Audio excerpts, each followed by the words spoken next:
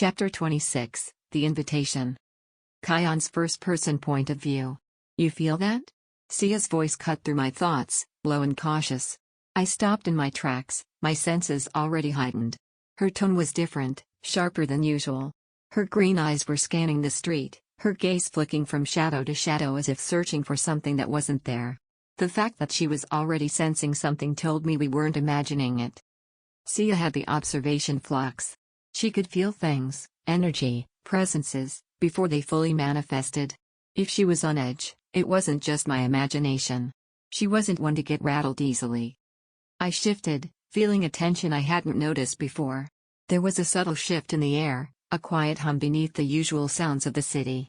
The sensation of being watched had grown from a faint inkling into something more oppressive, more immediate. Yeah, I muttered, forcing a shrug to cover the sudden unease crawling up my spine. I thought I saw something, but it's probably nothing. Sia didn't buy it. I could see the skepticism in her eyes, the way her posture tightened just a fraction, like she was ready to react at a moment's notice. She narrowed her eyes, her gaze flickering across the street. The shadows seemed to grow longer as the light waned, the sunset fading into dusk. "We're not alone," she said, almost to herself, her voice tight with a certainty that I hadn't fully grasped yet. Her words hung in the air, and I could feel the weight of them settle over me. Sia didn't speak in half measures. When she said something, it carried an edge of truth that I couldn't ignore. And the fact that she had just confirmed what I had already felt in the back of my mind made my stomach tighten. I glanced over my shoulder, but the street behind us was empty. The foot traffic of the city was beginning to thin as the evening hours approached. There was an uncanny stillness to the place, as if the city itself had gone quiet in anticipation of something that hadn't yet arrived. The hairs on the back of my neck stood on end, and I could feel the sweat gathering at my palms.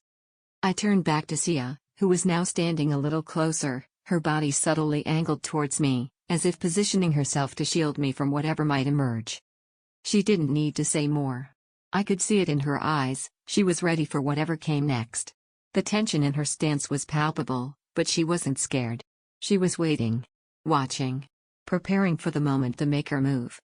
Then, as if the shadows had decided to make themselves known, a figure emerged from the darkened recess of a nearby building.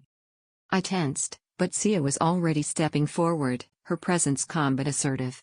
The figure moved toward us with an eerie grace, his movements smooth and deliberate, like he was in complete control of every step he took. He was tall, almost imposing, his silhouette framed against the dimming light of the street. His gray suit was impeccable, the fabric dark and tailored to perfection, his stance confident and purposeful. The man didn't hurry. There was no frantic pace to his movements, just a steady, measured approach that made it clear he knew exactly where he was going. I felt an involuntary shift of unease in my chest, my instincts screaming that we weren't dealing with an ordinary person. Sia remained unfazed, but I could feel the subtle shift in her energy. Her flux was always quiet, but in moments like this, it hummed with an intensity that matched the situation. She wasn't afraid, but she was alert, every fiber of her being focused on this stranger. As the man drew nearer, I could make out the sharpness of his features. His face was lean, angular, with high cheekbones and a jawline that spoke of sharp intellect rather than brute strength. His expression was unreadable, a neutral mask that gave away nothing. The shadows still clung to his form, and despite the fading sunlight, his movements were precise, almost calculated, as though the world around him was moving just slightly slower than it should have been. When he was a few feet away, he stopped. His gaze locked onto mine with an intensity that felt like it reached into me, measuring, weighing me in a way that made me uncomfortable.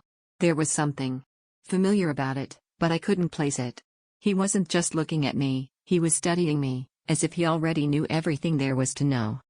I took a step back, but only a small one, trying to regain some semblance of control.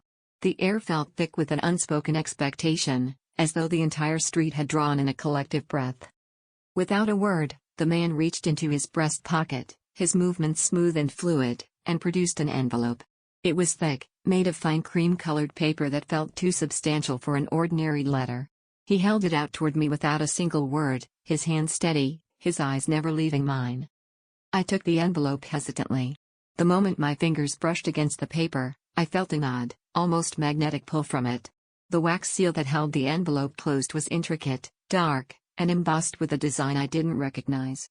There was no name, no address, just a symbol that seemed oddly familiar yet entirely foreign to me. It almost felt like a branding, a mark of something important. The messenger didn't wait for me to speak. Without a single word, he stepped back, his expression still unreadable, and began to turn, walking back toward the shadows from which he had come. He didn't hurry. His movements were deliberate, and within seconds, he disappeared back into the depths of the evening, leaving us alone again in the street.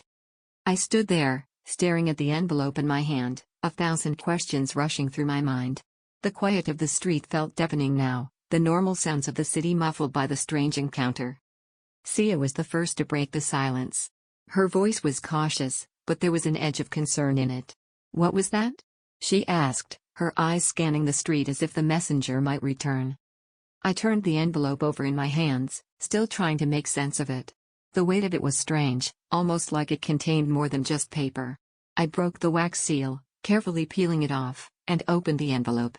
Inside, there was a single sheet of fine paper, written in elegant, flowing handwriting that seemed to have been crafted with deliberate care. I read the words aloud, barely believing what I was seeing. To Kyon and Sia. It is my pleasure to extend an invitation to dinner this evening. There are matters of importance that require your attention. You are requested to attend an exclusive gathering at the Helios Hotel. Your presence is essential. Please arrive promptly at 8 o'clock. Formal attire is requested. Yours sincerely, William Conrad. I let the paper fall from my hands, my mind racing. A dinner invitation? From someone named William Conrad? The name meant nothing to me. The Helios Hotel was one of the most luxurious, exclusive venues in the city, only the most influential and powerful people gathered there. It wasn't a place for someone like me. Sia was watching me closely, her green eyes sharp as ever. She hadn't said anything about the letter, but I could tell she was trying to piece things together in her mind. She'd been quiet for too long. I looked up from the paper, meeting her gaze. "What do you think?" I asked. Sia didn't answer right away. She was still processing, still considering her options. But when she spoke, her voice was firm. "I think we should be careful," she said. "Whoever he is, he's not someone you meet without reason. And that letter. It's not just an invitation. It's a summons." I turned the envelope over in my hands again, the weight of it feeling heavier with each passing second. The sense of something important, something dangerous, was growing inside me. Should I go? And what would it mean if I didn't?